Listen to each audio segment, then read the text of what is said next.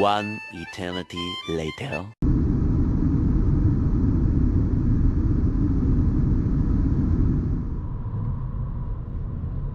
You cannot really drift due to the front-wheel drive, but you can always make it lift of oversteer.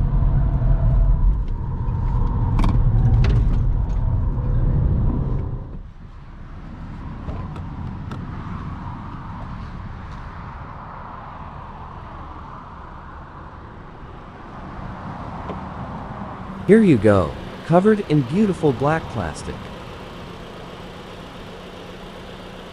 194 horsepower and 300 Newton-meter of torque from a 2-liter turbocharged mild hybrid.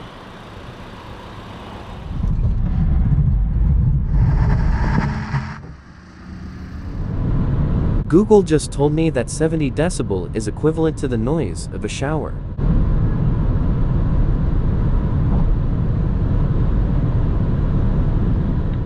The limited top speed helps keeping the fuel consumption down, which in our case was 12.2 liters per 100 kilometer.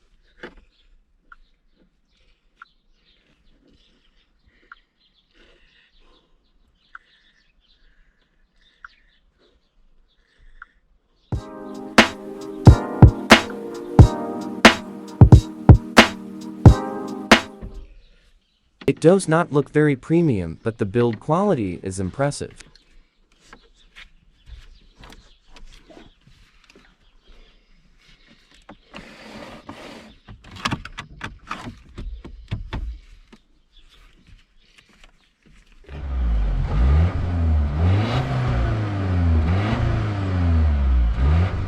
It feels very solid, like a Chinese tank made in Sweden. Big enough to store both my top speed gloves and some more. Looks like an air brake from a supercar, but inside the trunk.